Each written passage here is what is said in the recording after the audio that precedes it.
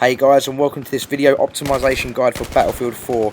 I'm going to be showing you how to do some great tweaks to your game so that you get some awesome frames a second on your hardware from your PC in Battlefield 4, in your multiplayer games, when you're streaming on Twitch TV, and also when you're recording video in 60 frames a second to upload to YouTube. So watch the video guide guys, there's loads of awesome tips in here how to maximise the frames per second in your Battlefield 4 game.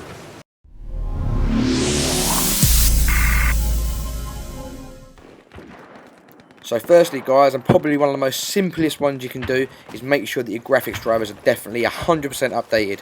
If you've got the AMD Catalyst Control Center, or if you've got the NVIDIA GeForce Control Center, you should automatically have it set up to do your updates.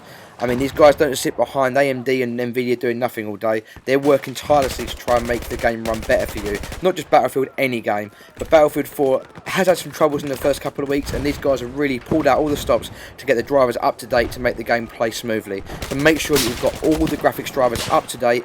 If you can't get it through your control centers, go onto the website, put in amd.com or nvidia.com, click the driver link, and make sure you've got the most up-to-date drivers for your graphics card.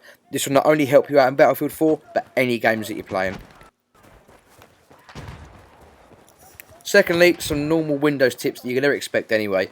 Make sure you do a defragment on your hard drive. This game does run a lot better if you run it from an SSD, so I definitely recommend having your OS and also the game running on SSD. Make sure you do a disk cleanup. Make sure that nothing else is running in the background when you're playing the game. Obviously, if you're recording or live streaming, you're going to have your XSplit OBS or your Fraps or your DX Story or NVIDIA Shadow Play set up. So make sure that anything else is closed down that you're not needing, so the game maximises your full potential of your machine. Another cool thing to do, if you have got a 64-bit operating system, make sure that you go to the start menu, all programs, and then run the game in 64-bit mode. This will maximise the amount of memory the game uses and also help out in game for your frames a second. Also, another really great tip as well, the game runs a lot better on Windows 8. I know, Windows 8, right? No one likes Windows 8. I mean, I don't even like it. I've even installed, even with 8.1, the old start menu. So, Windows 8, you can experience probably around about 20 to 30 frames a second more than you get when you're playing on Windows 7.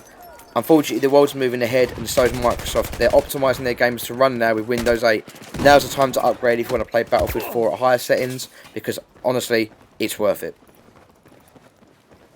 Right, so probably the most important thing about playing Battlefield 4 with a decent frames per second is going to be your hardware. This game requires a behemoth of a machine to play on Ultra. I mean, I'm talking GTX Titan and a new Haswell processor and 16GB of RAM, etc.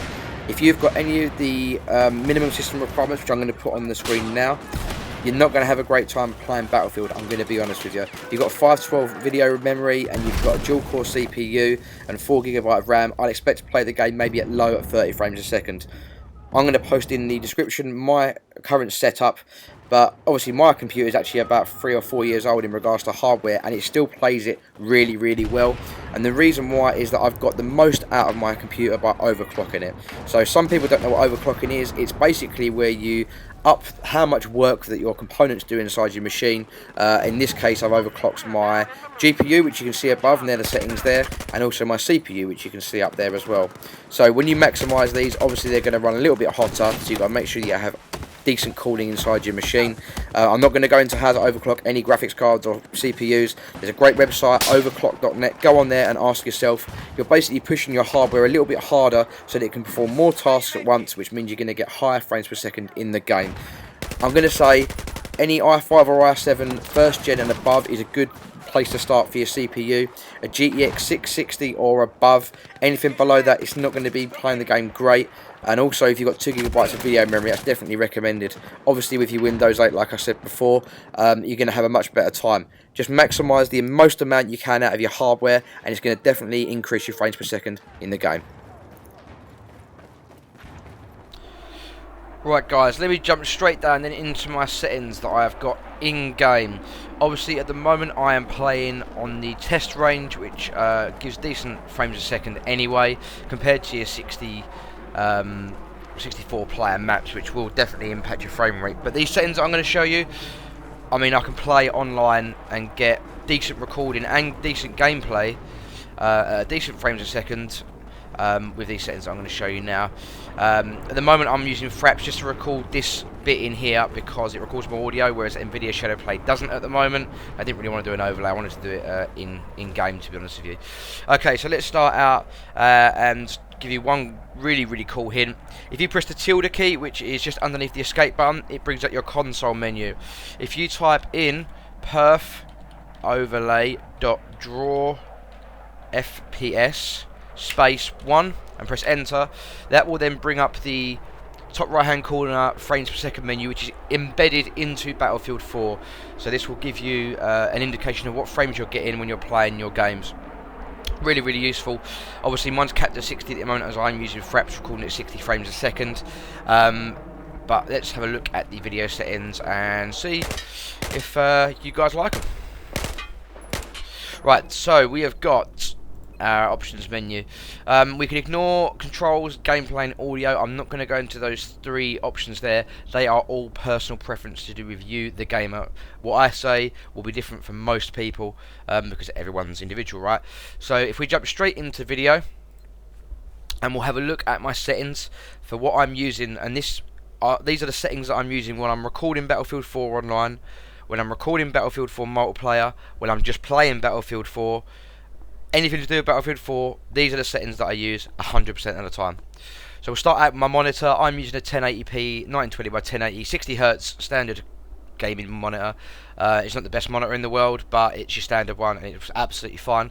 Obviously you're going to want to play it in full screen mode. I don't know why people do play it in window mode unless they want to tab out to other things while they're playing, but I'm sure that'll end you up getting killed, right? But I've got two monitors, so I always have one full screen and then my other monitor is just chilling on the side there. You can have it full screen windowed mode. Obviously that might make it easier too if you are using two monitors. Brightness I set at 50%. Again, personal preference. I think it looks good that way and it's easier for me to play the game that way. Vertical sync off. So what vertical sync does is synchronises your frame rate with the refresh rate of your monitor. So if you've got a 120Hz monitor, it will try and synchronise your vertical sync to 120 frames a second, same as 60Hz to 60 frames a second. I turn that off as it will maximise the amount of performance you can get out of your game. Field of view, 90 degrees. So set the field of view in degrees. It only affects multiplayer. So this is not going to affect your in-game settings if you're playing the test range, or if you're playing on the multiplayer, the campaign mode. It's going to make no difference at all. But field of view is just the amount of stuff you can see in your field of view. Not particularly hard one. Motion blur. So I'm not a fan of motion blur. I turn it off completely, just because I think it gives this sort of aura effect, makes the lighting look a little bit fake to me. That's my personal opinion. Some of you guys might like it on, that's up to you. However, I do find that it impacts FPS quite a bit, so I have mine off. Weapon DOF, so this controls if the first person's only weapons will be blurred or not. I've got that on, just because I think it's cool. Looks okay still. It doesn't make any difference at all to my gameplay. Colourblind.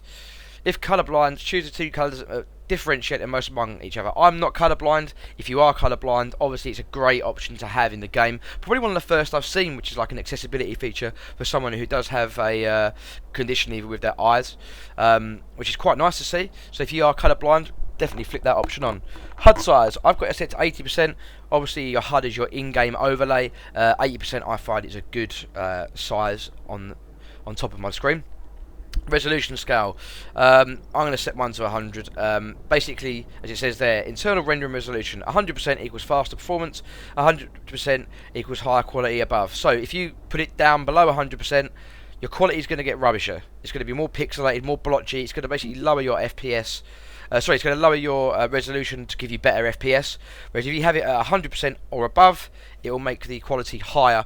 I'm setting it at 100% because I find that's what looks the best and plays the best.